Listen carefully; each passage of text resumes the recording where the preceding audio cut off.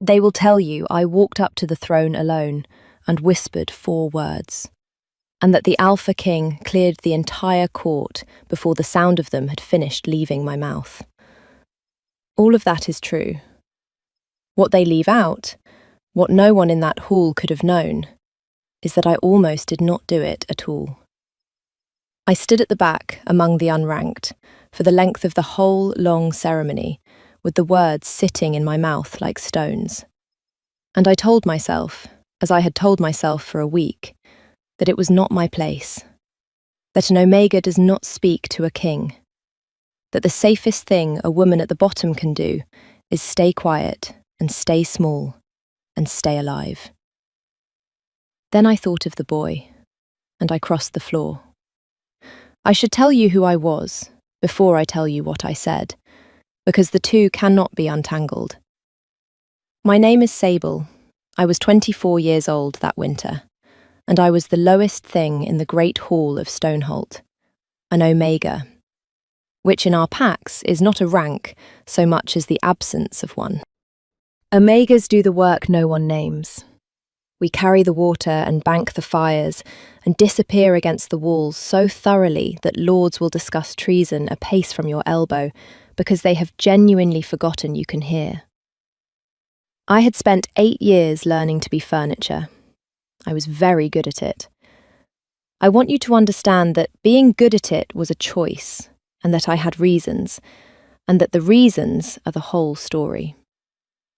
Because I had a thing I kept hidden, and an Omega with a hidden thing learns to keep very still. I dreamed true. Not always, not on command. I could no more summon it than you can summon a particular dream tonight. But when it came, what I saw in sleep had happened, or was happening, somewhere real. As a child, I had said so out loud, once, to the wrong person, and I had learned what they do to Omegas who claim to see. So I stopped saying it. I banked it down like a fire you do not want the neighbours to smell. I carried the water, and I disappeared against the walls, and I told no one for 8 years what I saw at night. And then I started dreaming of a man in a stone room above the sea. He was thin and grey and patient in the way of people who have stopped expecting the door to open.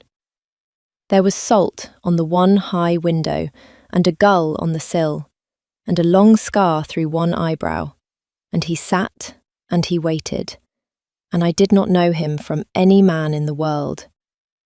I dreamed him 12 times across the autumn, and I told myself he was no one, a stranger, a trick of a tired mind. Then the boy showed me the carving. The boy was Finn. He was 6, and he was the most forgotten creature in a hall full of forgotten creatures, and that is saying something when the hall contains me. He was the king's own blood, his brother's son, but his father had died before he could speak in full sentences, and his mother had followed within the year, and a grieving king with a kingdom to hold had not known what to do with a small, silent nephew. So the small, silent nephew had simply slipped lower and lower through the ranks, the way a dropped coin works its way through floorboards until it is gone. Finn did not speak. He had not spoken in years. He lived at the edges, and the kitchens fed him out of habit, and no one met his eyes.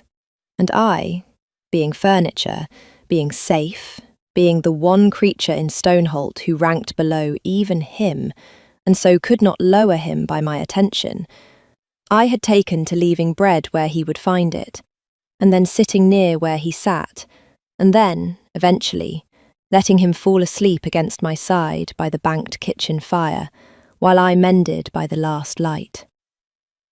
He carried one thing always: a small wolf, carved from pale wood, worn smooth at the ears from years of a child's thumb. And one night, half asleep against me, he turned it over, and I saw, cut small into the underside, a long line through one of its carved brows. A scar. Through the eyebrow. Exactly where the man in my dream wore his. "Who made this?" I asked him, very quietly. And Finn, who did not speak, who had not spoken in years, put his thumb over the carved scar and looked up at me, and his lips moved around a shape with no sound in it.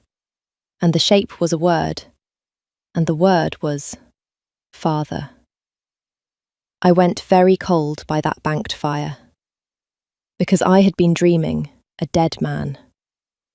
And dead men do not sit waiting by high windows with the salt coming in. I will not pretend I decided cleverly. I lay awake 3 nights doing the arithmetic of my own life. If I said nothing, I stayed furniture, I stayed safe, I stayed alive. If I spoke, an Amiga claiming to see, claiming the king's dead brother breathed, they would call it dark practice on a good day and witchcraft on a bad one. And there is only one ending to that story, for a woman at the bottom. Nobody was asking me to risk it. Nobody would ever know I had not. But the boy put his thumb over a carved scar and shaped the word Father with no sound. And I found I could not carry that and stay furniture both. So at the next court, a formal gathering, the hall packed with ranked wolves and visiting lords, the king high on the wolf throne with his face shut like a door, I left the wall. I crossed the open floor while 300 people turned to watch the Amiga forget her place. I went up the dais steps no Amiga climbs. The guards were so astonished that a creature like me would do such a thing that not one of them moved to stop me in time. And I reached the throne, and I leaned to the ear of the most feared man alive, and I whispered 4 words. I will not tell you what they were. Not yet. You are going to hear them the way he did, in the dark, later, when they were the only thing left in the room. For now, you only need what the court saw, which was this. The Alpha King of Stoneholt, who had broken challengers without changing his breathing, who had not shown fear in living memory, went the colour of old ash. His hand closed on the arm of the throne until the wood complained. For one breath he looked not like a king at all, but like a man standing on a floor that has just told him it was never solid. Then he stood, and his voice came out level, even though his face had not caught up to it, and he said, "Out, all of you. The hall is closed." 300 wolves do not question that voice. The hall emptied like water from a cracked jug. Lords, warriors, servants, the lot, spilling out the great doors in a confused tide. And the guards looked to him, and he said, "You as well." And they went, and the doors boomed shut, and then it was only the 2 of us in a hall built to hold 1,000. And the Omega was still standing on the dais where no Omega stands, and the king was looking at me as though I had reached into his chest and closed my hand around the one thing he had spent 6 years pretending was buried. "Say it again," he said, quietly, like a man asking for a wound to be reopened, because he could not believe it had been real the first time. So I said it again, and this time you will hear it. Your brother is alive. For a long moment, he did not move at all. When he finally spoke, his voice had gone rough at the edges, the level court voice cracking down the middle. "Leaf drowned," he said. 6 years ago, in the spring floods, below the eastern falls. We searched the banks for a month. My chancellor recovered, and there he stopped. The way a man stops when a word he has said 1,000 times suddenly tastes wrong in his mouth. We buried what we found. "You buried a story," I said. I had nothing left to lose by then. I had already crossed the floor. "I do not know what is in that grave, sire. I only know what I have seen 6 nights this autumn. A thin grey man in a stone room above the sea, salt on the window, a gull on the sill, and a scar. I touched my own eyebrow. Here. Your nephew carries a wolf his father carved. The carved wolf has the same scar. I did not know whose face I was dreaming until a silent child showed me, 2 nights ago, by the kitchen fire where the 2 of us are kept. I watched the most powerful man in the territory absorb that the brother he had grieved for 6 years might be breathing, and that the proof was being handed to him by the lowest creature in his hall, and that the lowest creature in his hall had also just told him his nephew lived forgotten by a kitchen fire. I have seen men take blows in the training yard.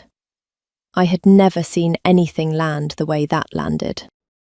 "Why?" he said at last. "Why would you risk this? You understand what they call women who claim to see. You understand I could have you taken from this hall tonight, and you would not see morning.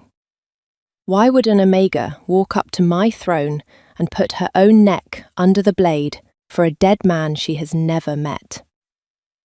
And here is the thing I had not planned to say, the thing that came out of me unrehearsed in that empty, echoing hall. "Because his son shaped the word father with no sound in his mouth," I said. "And I have been the one sitting beside that boy in the dark for 2 years, and I could not keep this from him, whatever it costs me. He has been grieving a father the whole world told him to forget. If there is any chance the world was wrong, then somebody had to be brave enough to be wrong out loud. It might as well be the one person here with the least to lose."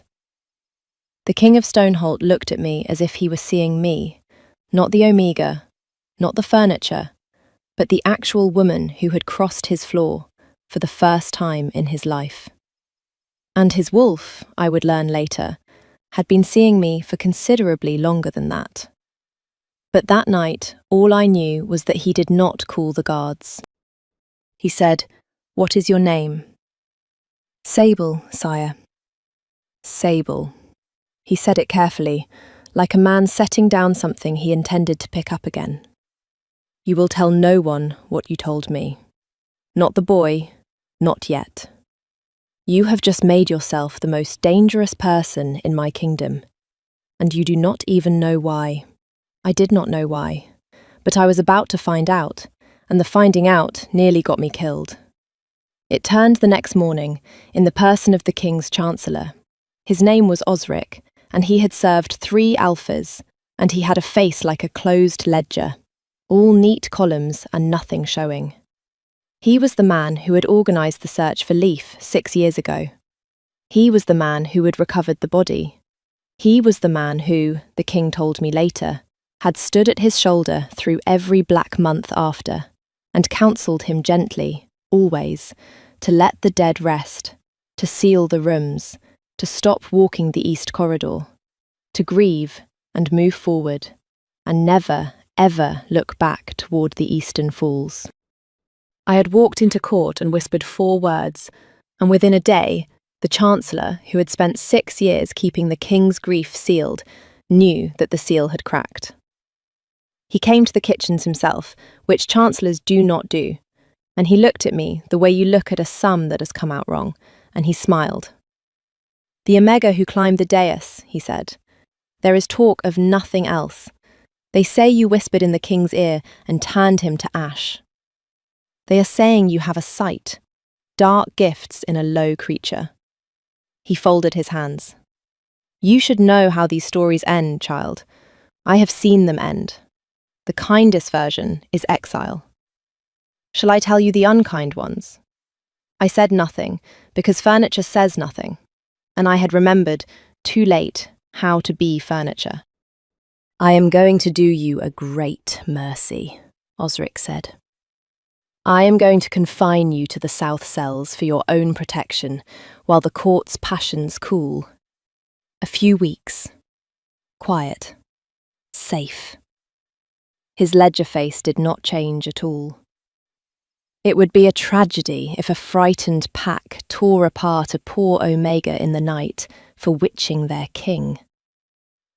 There was nothing kind in it, and we both knew it. By midday, I was behind a locked door, in the cold, under the hall, cut off from the king, cut off from the boy, cut off from anyone who might believe me. And I understood that I had been neatly removed from the board by a man who smiled while he did it. I sat in the cold, and I thought, he moved fast, faster than fear. A man who only feared the Omega's witchcraft would have waited to see if the talk grew. A man who moved before breakfast was not afraid of my gift. He was afraid of what my gift had seen. I am going to sit with you in that cold cell for a breath before I tell you what I dreamed there, because I would like to ask you something while it is only the two of us. Have you ever known a true thing that nobody wanted to hear, and been shut in the dark for the knowing? Tell me where you are listening from tonight, down in the comments. I read them all in the quiet hours. And if you want to see how a woman locked in a cell with nothing but the back of her own mind turns it into the blade that frees a king, stay close and follow along. What I dreamed behind that locked door changed everything. That was the first crack in the floor under the Chancellor, and I felt it open in the dark of that cell 2 days before the king did.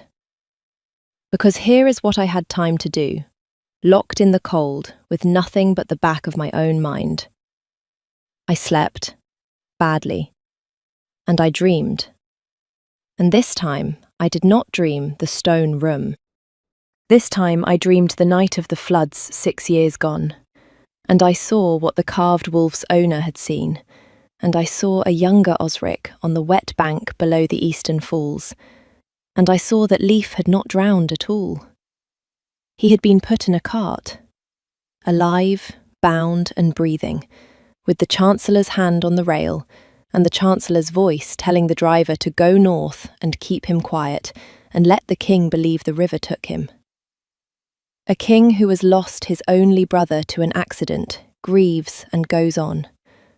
A king who still has a brother with a claim, a brother beloved, shares his power.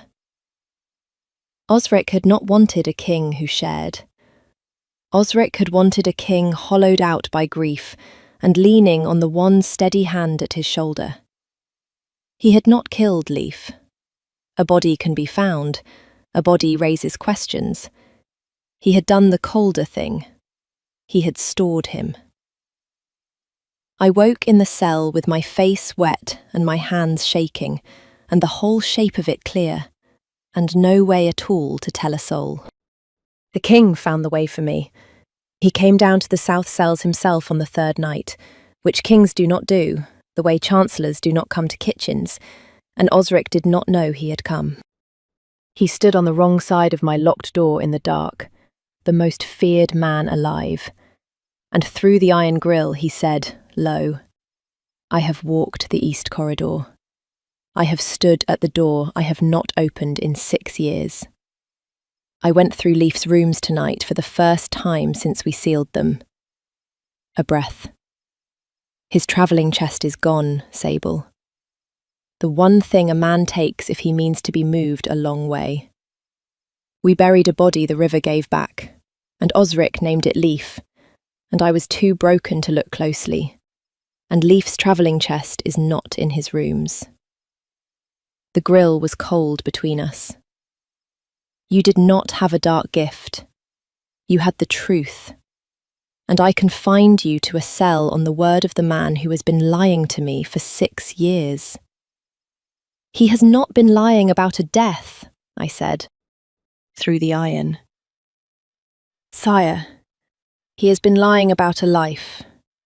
Leaf is alive because alive he is useful. A grave answers questions.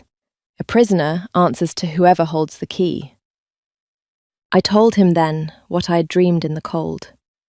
The cart, the bound man, the Chancellor's hand on the rail, the road north. I watched it land through the grill, watched 6 years of grief turn in a single moment into something with a far sharper edge. And I learned what an alpha king looks like when grief becomes rage and has somewhere, at last, to go. "Where?" he said. "North, a stone room above the sea. I can find the shape of the coast from the dream, the falls, the gulls, the angle of the light. Give me a map and I will find you the place." I gripped the bars.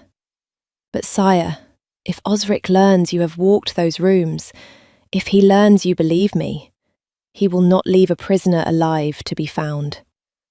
The mercy he is so fond of will become a different kind of mercy very quickly. We have until he understands that you have stopped grieving and started looking." We did not have that long. The king got me out of the cell that night, over the objection of the guard, with the simple expedient of being the king.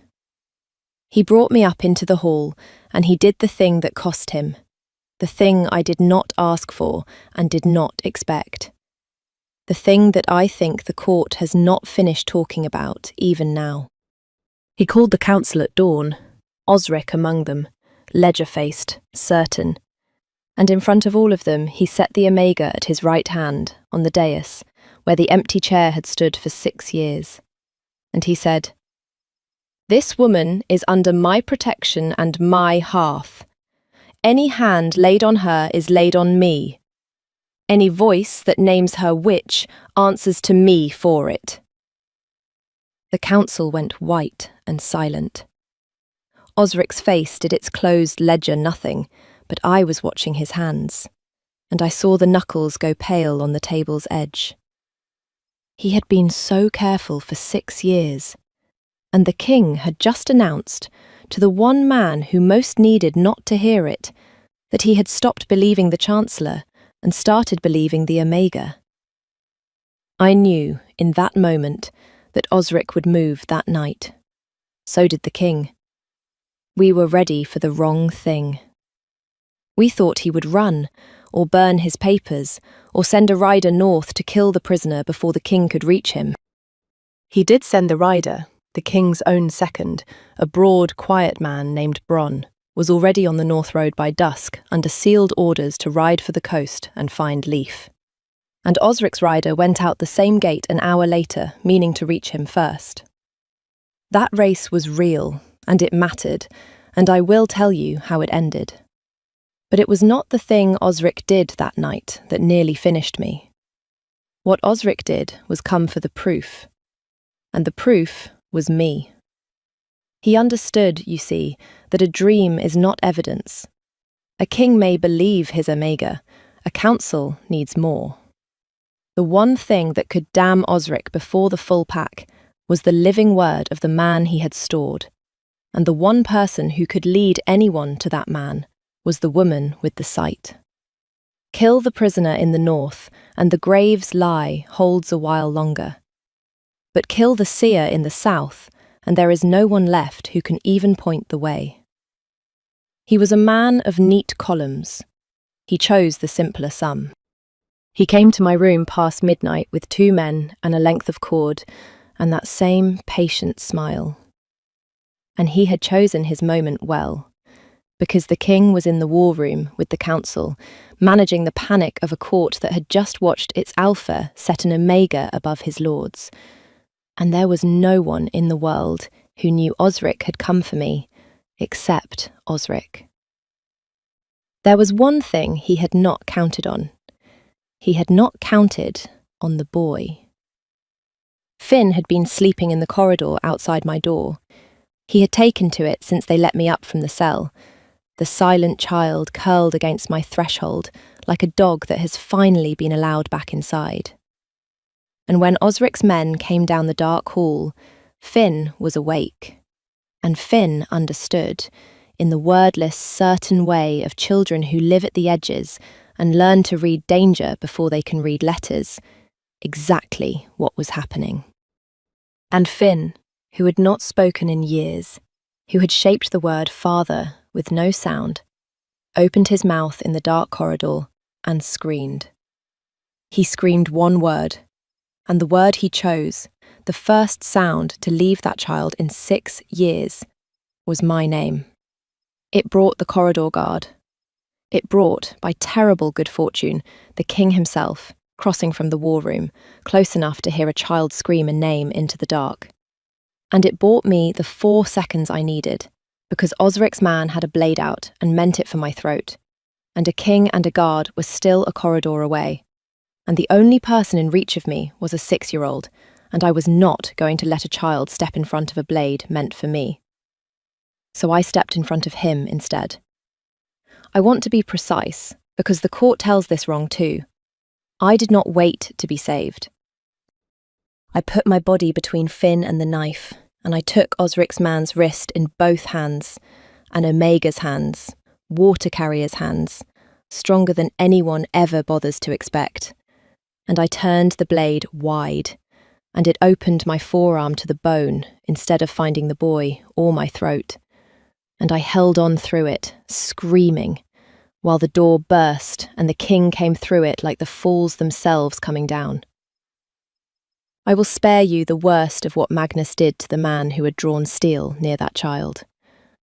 I will only say that the man lived because the king needed him to talk, and that Osric did not run because there was nowhere left to run, and that the king held me on the floor of that corridor with my arm bleeding through both our hands and his face finally open, while a 6-year-old who had just spoken for the first time in 6 years sobbed my name over and over into my shoulder, because now that he had found the word, he could not stop. It would have been enough, almost, to end there. But a dream is not evidence, and the council had gathered, woken and frightened, and Osric, bound now but unbroken, ledger-faced even in irons, said the thing he had been saving. An Omega's hysteria and a mad child's noise, he said, to the council, smooth as ever. She has bewitched the king into turning on his oldest servant. Where is your proof, sire? A dream? Bring me the brother you say I stole. Bring me Leaf, living, and I will put my own head on the block. You cannot. Because he drowned, and this creature is a liar, and you are a grieving man who wants too badly to believe her. He was gambling that Bronn would not reach the coast in time, or that Osric's rider would reach it first. He was gambling that the proof was 3 days north and bleeding out or already drowned for real by now. And he very nearly won that gamble, because he was right that we had no proof in that room. Except that I am a seer, and the one thing a seer can do, if she is willing to pay for it, is reach. I had never done it awake. I had never done it on purpose. Everything I had ever seen had come unbidden in sleep, soft, sideways. To reach for it deliberately, in a waking room, with my arm laid open and the council staring, and a man's whole lie hanging on it. That was a different thing entirely. And I knew, the way you know the depth of cold water before you go in, that it would cost me more than I had ever paid. I took the carved wolf from Finn's hands. I closed my cut and bloody fingers around the thing Leaf had made, the smooth wood and the small cut scar, and I reached north along the line of it the way you follow a thread in the dark. And I let the sight take me. It did not come soft. It came like the sea. The cold drove into me until my teeth locked and my breath stopped in my chest. The weight of 6 buried years pressed down until I could not have stood if Magnus had not been holding me up. My nose ran blood and my opened arms screamed and the whole hall went to a roaring grey distance, and I held on. I held the wolf and I held the thread, and I did not let go. Because somewhere on the cold edge of it, there was a thin grey man in a stone room above the sea, and I needed the room to tell me where it stood. And it did. The shape of the coast, the falls to the south of it, the broken tower with the seabird's nest, the name carved by a former keeper into the lintel, which I had never seen and could not have invented, which I spoke aloud into that silent hall with blood on my mouth. Gullspire. "Send to Gullspire," I said, and my voice came out of a very long way off. "The broken tower north of the high falls. He is in the keeper's room under the salt window. Send anyone, send everyone. He is alive tonight, and your Chancellor's rider is on the road to make sure he is not alive tomorrow." Then the cold took the floor out from under me, and I went down into the dark. And the last thing I felt was the king's arms not letting me reach it. I am told I was 3 days getting back. I am told I burned and shook and spoke to people who were not there, and that a silent boy did not leave my side, and that the King of Stoneholt sat by an Omega's bed and held her unbloodied hand, and did not rule his kingdom at all for 3 days, which a king is never supposed to do. I do not remember it. I remember waking on the 4th day to grey morning light and a weight against my side. And the weight was Finn, asleep. And across the room, a thin grey man with a scar through one eyebrow was sitting in a chair by the window, with the salt light on his face, watching his sleeping son, and weeping without any sound at all. Bronn had reached Gullspire first, by 11 hours. The rider Osric sent never came back. The North Road keeps its own counsel. They had broken the keeper's door and found a thin, patient man who had stopped expecting it to open, and they had brought Leif home down the same road his brother had been told carried only his body.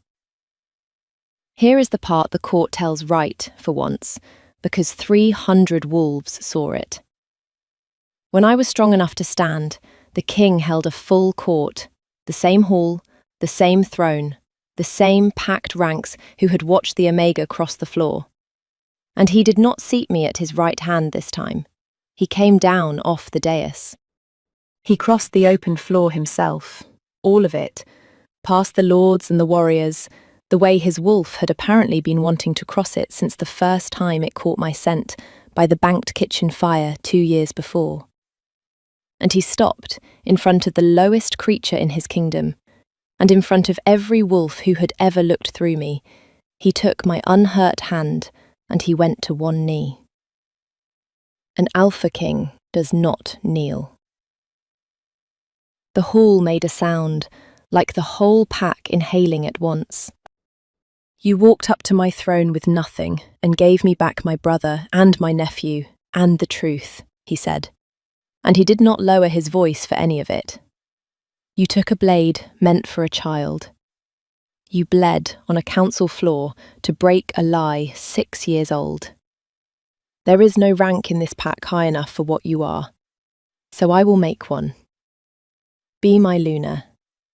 Not because my wolf chose you, it did, long before I had the sense to, but because I am asking, freely, knowing you owe me nothing.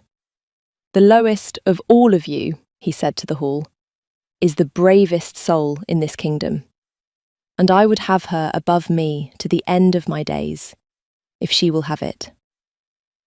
I have spent my whole life knowing the price of things and keeping very still and very small and very safe. I looked at a king on his knee on the cold stone, and at a thin grey brother weeping in the light, and at a boy who had screamed my name back into the world, and I found that staying small was no longer the safest thing, nor the thing I wanted.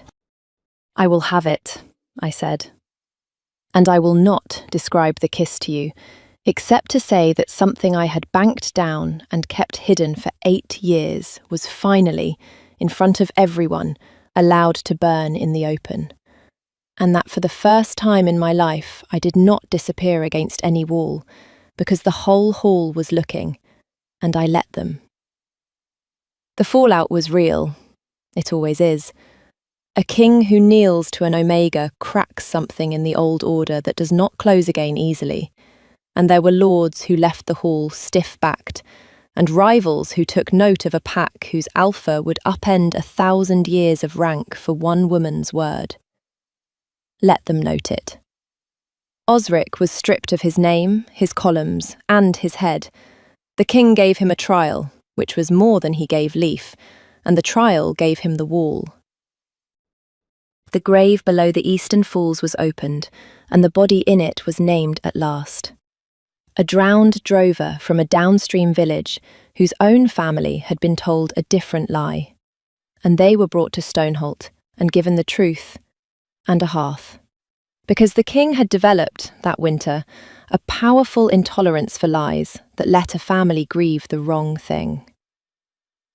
It is a year later now, and I am the Luna of Stoneholt, which still makes the older lords swallow wrong, and I find I do not mind their discomfort even a little. Leaf walks the gardens he was stored away from. He is slow to laugh and quick to go quiet, and he and I understand each other. The two people in this hall who know exactly what it is to be kept somewhere small while the world is told you are gone. Finn talks now. He talks constantly. He has 6 years of words saved up, and he intends to spend every one of them. Mostly at me, mostly at meals. And no one has the heart to tell him to lower his voice. Least of all the king, who flinches with pure, helpless joy every single time that child opens his mouth. The east corridor is not sealed anymore. The door at the end of it stands open all the time now, propped with an iron wolf the smith made as a wedding gift. And Leaf's rooms are full of Finn's noise and the salt light. And Magnus walks that corridor every day on purpose. Because for 6 years, he took the long way around it, and he has decided he is done taking the long way around anything. He still cannot ask me a small thing without the asking landing heavier than he means it to. Pass the bread. Will you walk with me? A man who learned, very late and at great cost, that asking is the thing he can give that taking never could. I have learned to hear the weight in it. I always answer freely, with my own mouth. It is, after all, the voice that crossed a floor. So tell me, did you know, before he did, that the danger was never the woman who whispered? Did you catch the Chancellor, or did he catch you, the way he caught a king for 6 years? Tell me down in the comments where you are listening from tonight, and whether you have ever carried a truth you were afraid to say out loud. If this one warmed you, stay close and follow along. There is another waiting, and I promise you, the next woman crosses her own floor. Until then, if you know a true thing, be brave enough to be wrong out loud. You never know who has been waiting 6 years to hear it.